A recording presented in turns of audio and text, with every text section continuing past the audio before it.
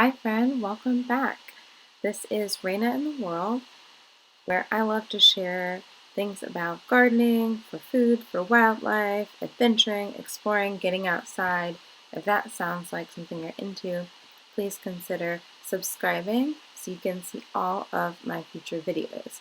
Today I am planting a native pollinator garden around the base of one of the large existing trees in my front yard. Let's get into it. These holes are evidence of insects using the base of this tree as their nesting ground. And that's a good reason why we should protect it and create some wildlife habitat.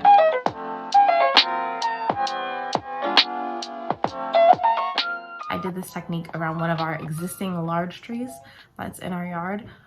It's what's known as a soft landings planting. If you're a birder, you might be able to relate to this. Birds come to your yard, they need things to eat in your yard. You know, if you're a person who watches birds, maybe you provide bird seed. You may or may not also know that in the spring, a lot of birds rely on caterpillars to feed their young, hatchling babies. So they need one fact that I learned that was so cool and just mind-blowing is that for one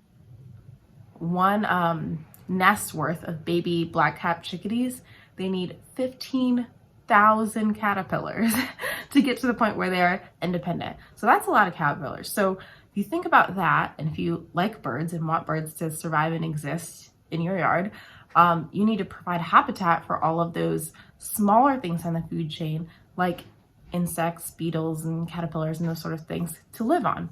So you can think about planting things that are going to be beneficial for pollinators, butterflies, bees. And some of those plants can be planted around your existing ornamental plants to help boost the habitat factor. So I planted in a circle around one of the large existing trees some phlox, which are native to sort of the eastern region of the United States, and provide a pretty flower. They come in a bunch of different colors. There actually was not a great selection of native ground cover plants at my local nursery. It was quite difficult to find, but I will put some resources in the description below for how to hunt down native plants, especially if you're local, if you're in Ohio, and you can check those out. So that was what I did planting the front yard. The first thing I did to get started on this project was pull out a bunch of cardboard boxes that I had left over, most of which are for produce boxes from my weekly grocery delivery. If you haven't tried Imperfect Produce, it is an awesome service that does food rescue of things that would otherwise end up in the landfill, or just not be sold at regular grocery stores, and you can get a discount on it and they deliver it to your house. I have a referral code that I can put in the description box if you're interested. But in order to upcycle and not have to throw away a bunch of cardboard boxes, I use these as the base of my raised bed. So if anyone's ever had to create a raised bed from an area that had grass in it before, you know that the grass is really difficult to kill. It can take a lot of time and energy to dig up the grass, and sometimes it's not even successful. A lot of times folks will recommend putting down a black landscaping fabric or soil rising fabric over the area that you're trying to create your new garden bed for a couple weeks to kill all the grass. I decided that cardboard was a good option.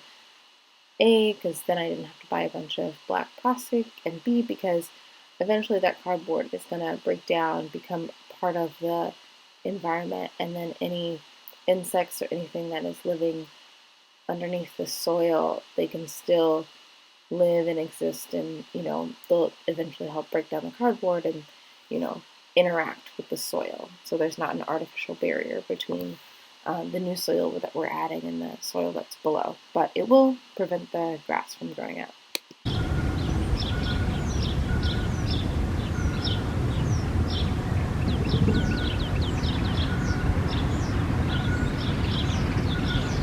here I am still gathering more cardboard. So it ended up taking several boxes in order to cover the whole area around the tree. And I tried to cut up all the pieces into smaller pieces so I could overlap them and get really close to the base of the tree so that all of the spots where the grass was before were covered up pretty well, and I was pretty confident that I wasn't going to have a lot of grass growing up through into the new garden bed that we're establishing. One of the other benefits of leaving the grass as opposed to digging it up is that as it dies and decomposes, it can continue to be nutrients for the soil. Now I'm adding in the new garden soil. This is just a planting mix that I got from my local nursery. As you'll see, I added a few bags of planting mix, realized I didn't have quite enough soil, and then had to come back on a later date with more soil before I could really do any planting.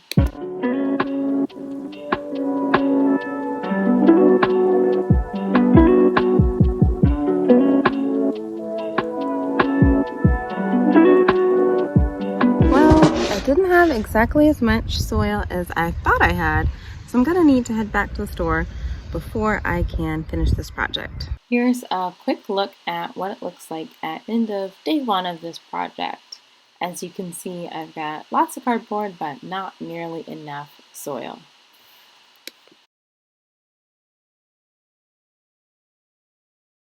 It is now a different day, and we are getting ready to put some little plants around the big tree in our yard. We decided to plant some phlox, so this should be really pretty.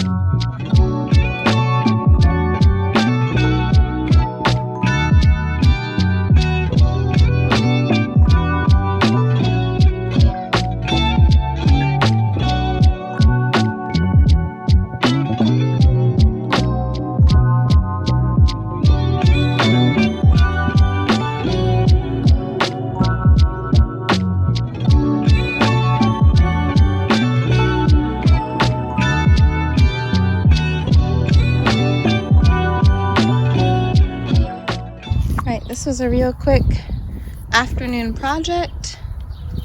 I was able to get this done after work. Just the beginnings of a little garden to feed the pollinators right underneath the big tree in our front yard.